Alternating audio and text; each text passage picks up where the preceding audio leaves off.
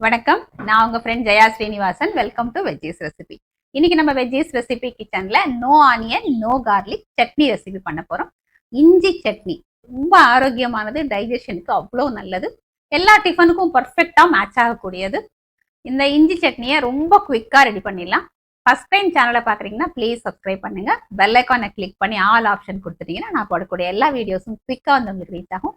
வாங்க ஈஸியா இந்த இஞ்சி சட்னி எப்படி அரைக்கிறதுன்னு பார்க்கலாம்.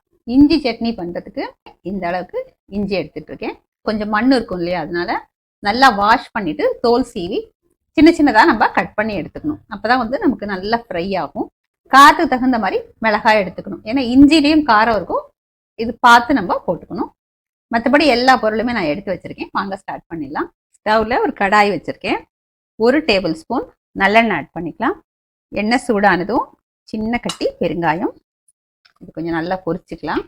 இதோடையே 1 டேபிள் ஸ்பூன் கடலைப்பருப்பு, 1 டேபிள் ஸ்பூன் உளுத்தம்பருப்பு சேர்த்துக்கலாம். பருப்பு நல்லா செவந்து வரணும், அதுக்குள்ள பெருங்காயமும் நமக்கு பொரிஞ்சிடும். பருப்பு லேசாக செவந்து வரும்போது ஒரு 3 மிளகா வத்தல், நம்ம கட் பண்ணி வச்சிருக்கோம் இல்லையா இஞ்சி, பாருங்க இந்த மாதிரி தின்னா அப்படி ஸ்லைசஸாக கட் பண்ணிட்டோம்னா சீக்கிரம் வதங்கிடும். இதுவும் சேர்த்துக்கலாம். எல்லாத்தையும் சேர்த்து நல்லா வதக்கிப்போம். இஞ்சி வந்து நல்லா வதங்கணும், அப்போதான் வந்து இந்த சட்னி நமக்கு டேஸ்டாக இருக்கும். இதோட சின்ன பீஸ் புளியும் சேர்த்துருவோம். நல்லா வதக்கிக்கலாம்.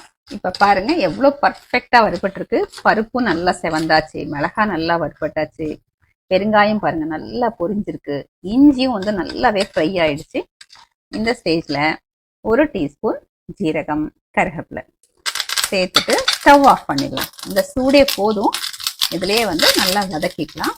பூண்டு சாப்பிட்றவங்க இதில் ஒரு 4 பல்லு பூண்டு போட்டு அதையும் நம்ம வதக்கிக்கலாம். இப்போ இஞ்சி சேர்த்தோம் இல்லையா, அப்பயே வந்து ஒரு 4 பல்லு பூண்டையும் போட்டு வதக்கி அரைச்சிக்கலாம். நான் இன்னைக்கு வந்து பூண்டு எதுவும் சேர்க்கல.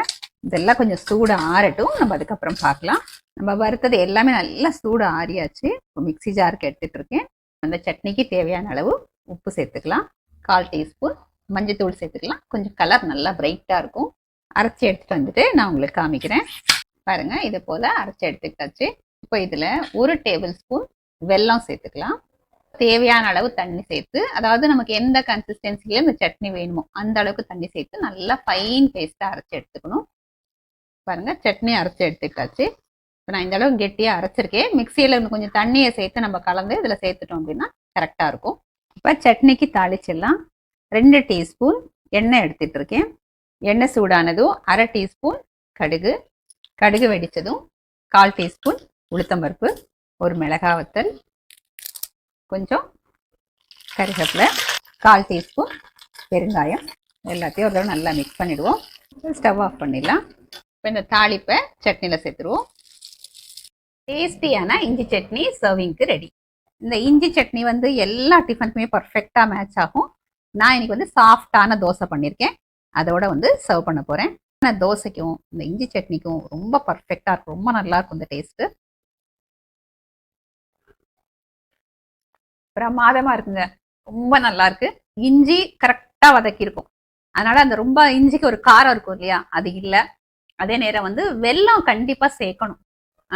இந்த அளவுக்கு நம்ம இன்னைக்கு சேர்த்திருக்கோம் இல்லையா, 1 டேபிள் ஸ்பூன் வெல்லம் சேர்த்திருக்கோம். இந்த அளவு சேர்த்தோம்னா இனிப்பா இருக்காது, கரெக்டா இருக்கும். சில பேருக்கு இஞ்சி சட்னி வந்து கொஞ்சம் இனிப்பா இருந்தா பிடிக்கும் அப்படிங்கிறவங்க கூட சேர்த்துக்கலாம். ஆனா நம்ம அவாய்ட் பண்ணிட்டோம் அப்படின்னா இதுக்கான ஒரு பர்ஃபெக்ட் டேஸ்ட்னு ஒன்று இருக்கும் இல்லையா இஞ்சி சட்னிக்கு, அது வந்து கம்மியாயிடும்.